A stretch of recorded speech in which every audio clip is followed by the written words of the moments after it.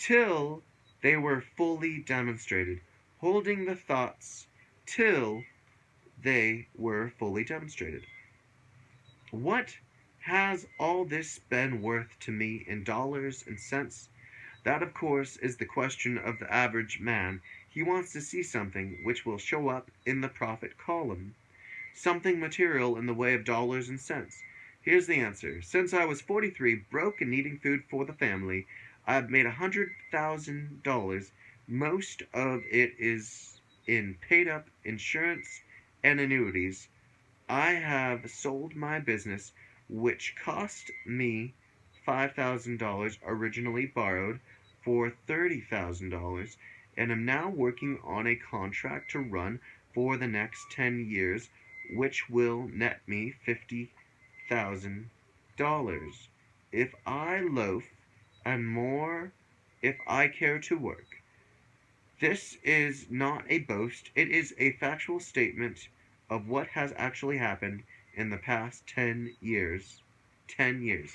It cannot be done in a moment, or a day, or a month, but it can be done. In 1934, during the lowest point of the so-called Depression, the head of the Better Business Bureau in one of the large Pacific Coast cities heard of what was happening to firms and individuals who were following my teachings.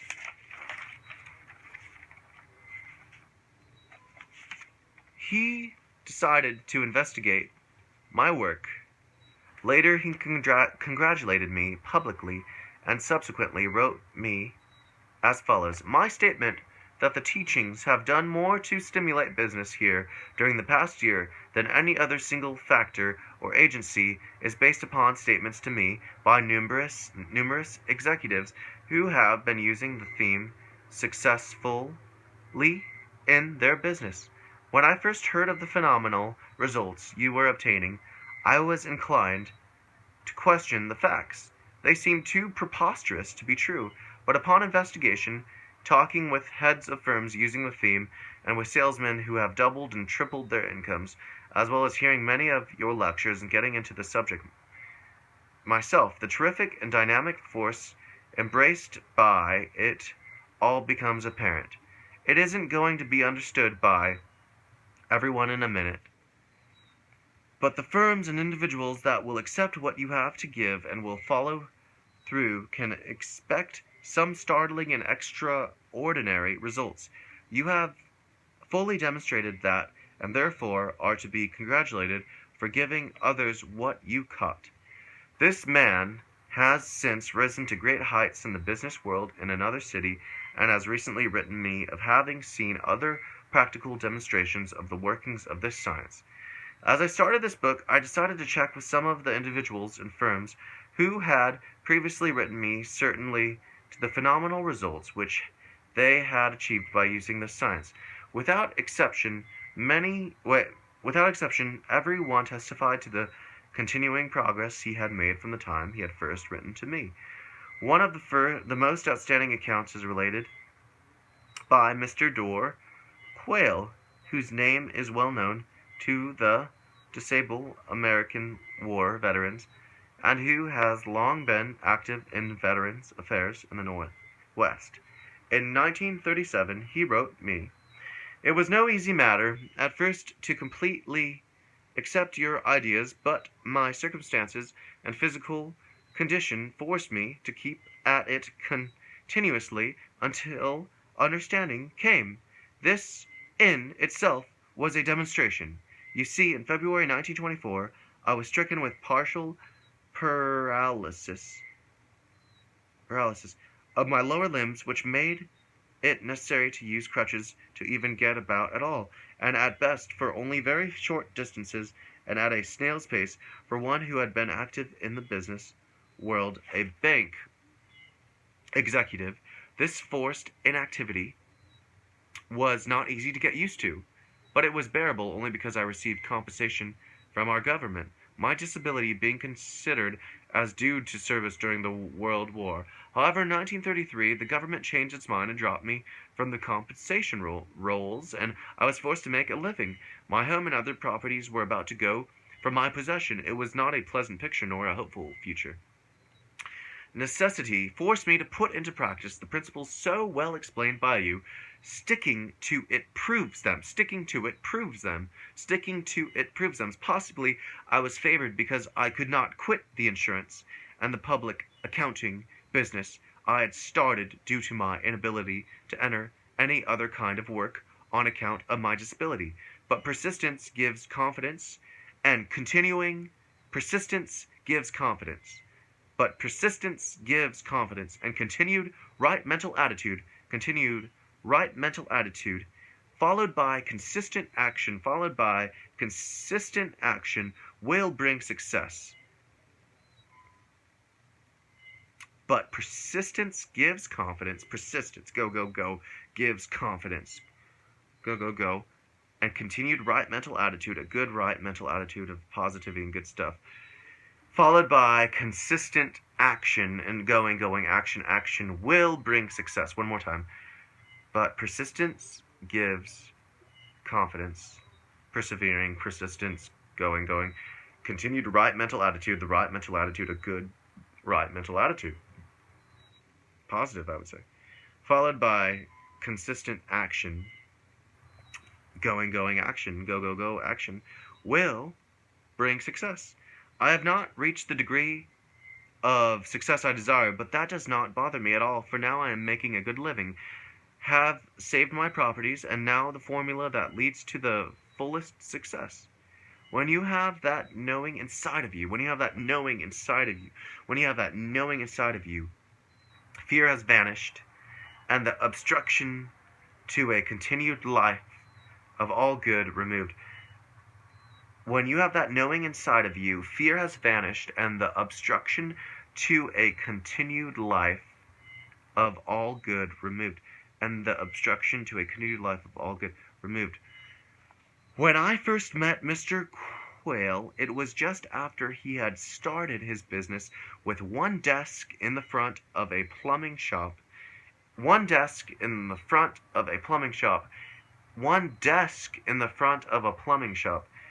the following years, desks are important.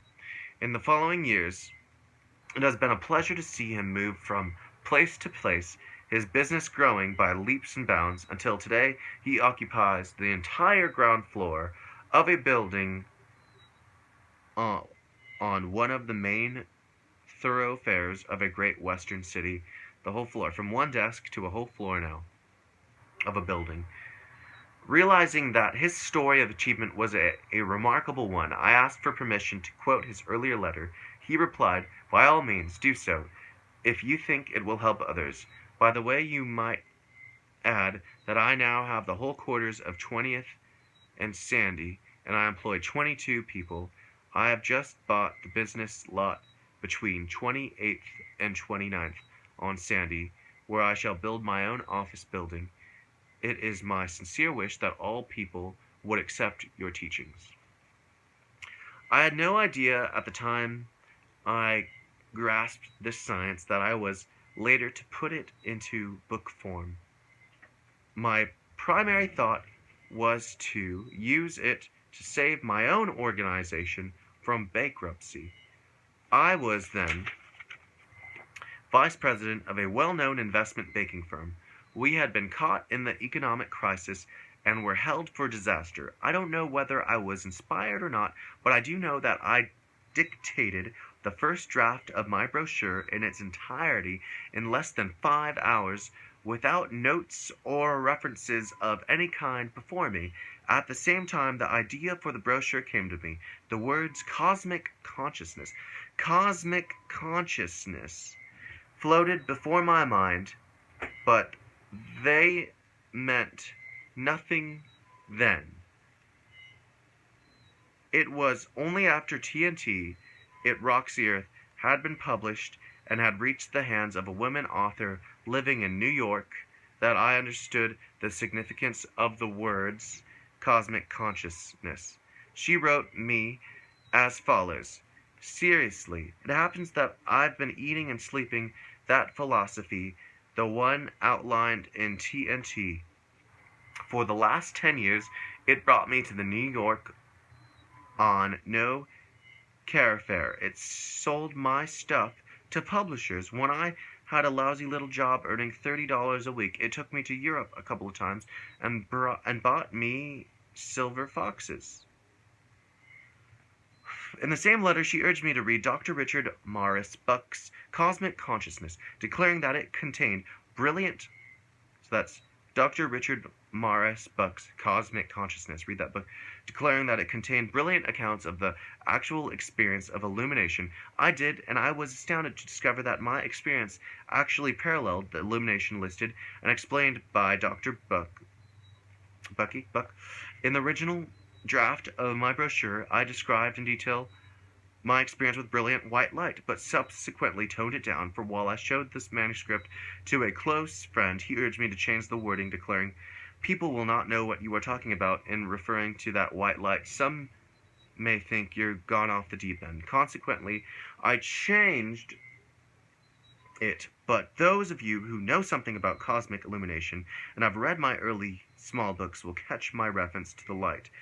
Even though I did somewhat obscure the picture in accordance with the suggestion of my friend, however, the memory of that signal experience will always remain, for in those few seconds I received more knowledge and understanding than I had ever received in my years of reading and studying.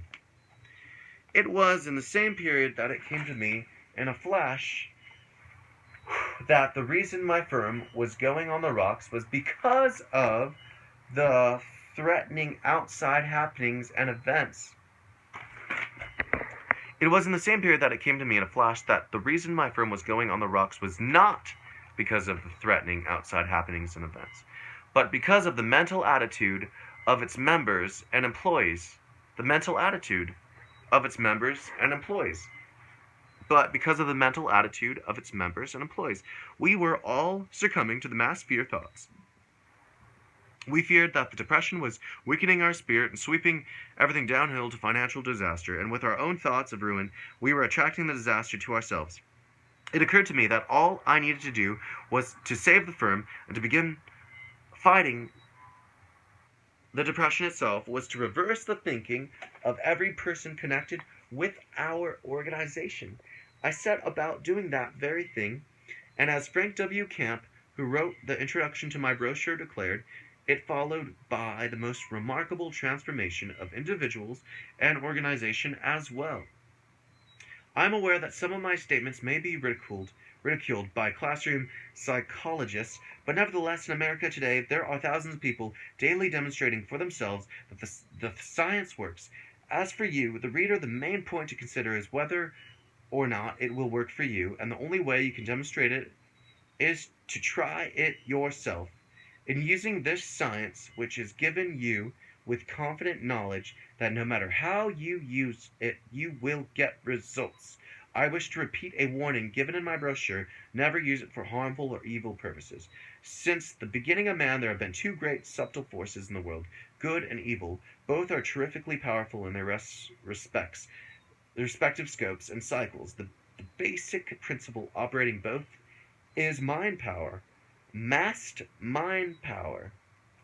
Sometimes evil appears to have the upper hand, and other times good is at the controls. It is mind power that has built empires, and now we have seen how it can be used to destroy them. History is recording the facts. If you read this book reflectively, you will understand how the science can be used with terribly destructive force, as well as for good and constructive results. It is like many natural forces, e.g. water and fire, which are among man's greatest benefactors, yet both can be hideously catastrophic depending upon whether they are used for constructive or destructive purposes. Therefore, take the great care that you do not misuse the science of mind stuff. I cannot emphasize this too strongly, for if you employ it for harmful or evil purposes, it will boomerang and destroy you. just as it has others down through the centuries. These are not idle words, solemn words of warning. Chapter 1. Magic of Believing.